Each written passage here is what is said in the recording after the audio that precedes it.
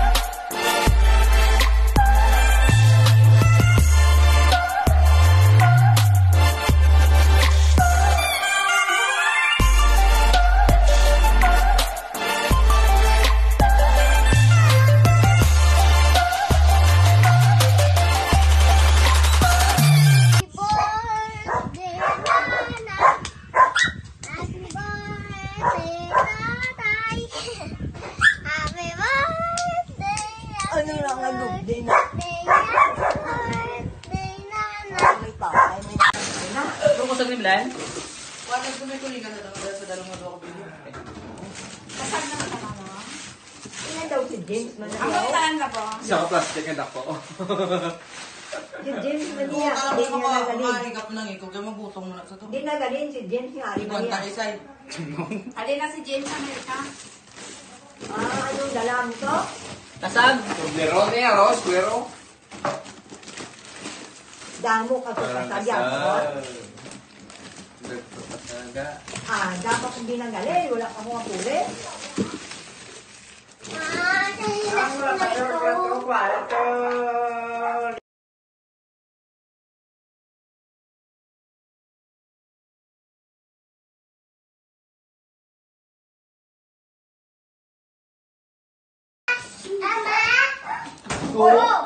Ay, kapag kayo.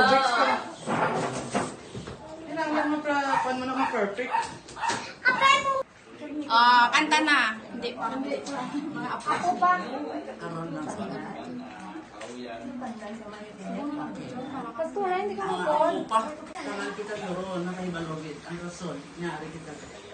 Okay? Pinakarason, toward mag-celebrate kita, mag-pasalamat sa Diyos. Salamat, nyari kita mag-upod sa iya, sa ilang mga ide, sa pagpasalamat sa Diyos. Ang edad na 80, nakuda ko na lang ang blessing ng Lord. Okay?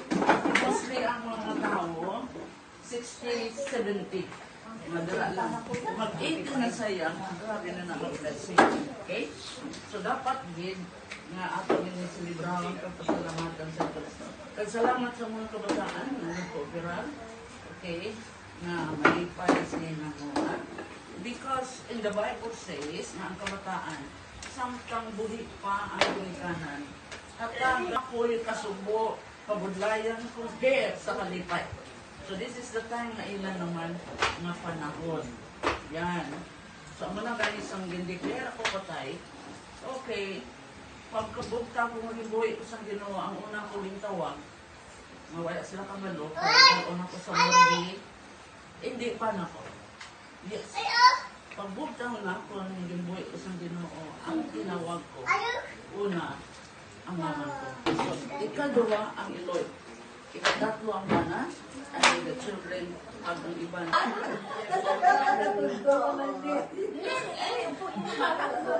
Picture na ka muna kini-video ko. Sadya sa ara na yes! Fernando po!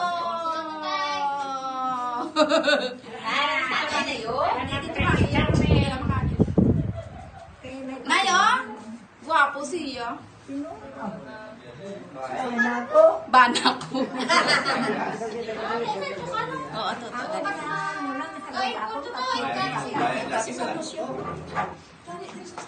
ito. Ay, ito talaga. Sige na po. Ito hindi ako ka-video. Tutualin daan na ito. Tatlo nga kayo, dasang si Winnie pa. Siyempre, si Winnie. Smile na! Smile. Tuwing lang. Wala yan ng party. Lapit na. May, lapit na yan. Palapit sa siya na. Sino ha? Sabati ang mga tao to. Okay ka?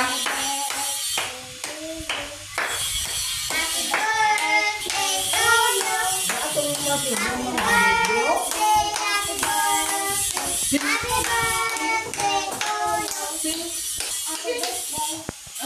Oh, si Aika manay, si Aika. Oh.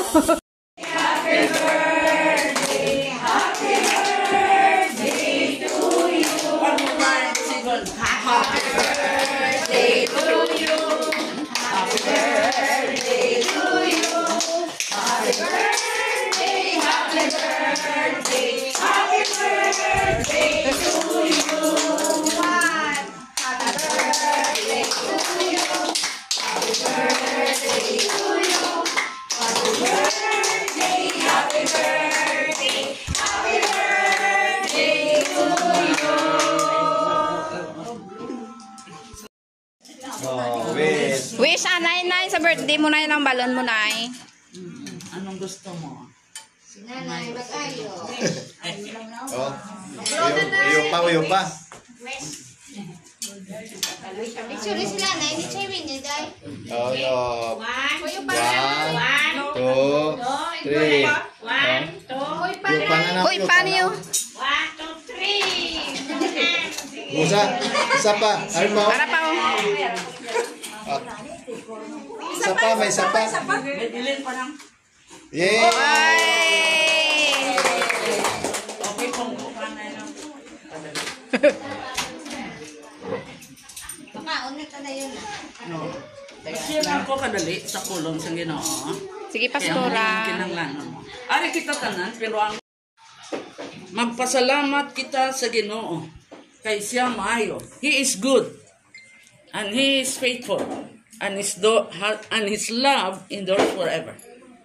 So God honor His word. Siling diri sa Psalmist, mapasalamat kita sa Ginoo. Tungod sang iya kaayo kag katutong. Kag ang iya mapinadayonon nga paghigugma. Amen? Amen. So ang Ginoo mga kauturan, He is good. Maayo siya nga Dios nga Amay sa atong kabuhi ng mga tao. Labi na sa iyang mga tumuloo. Ang iya kaayo, nagatapik ina kang nagawpod, ang iya katutong. Yes, goodness and faithfulness. Ano siya daw lang nagkaon. Right. Paano natin Plato, experiencehan kami baluan? That God is good kung matutong sa atong kabuhi.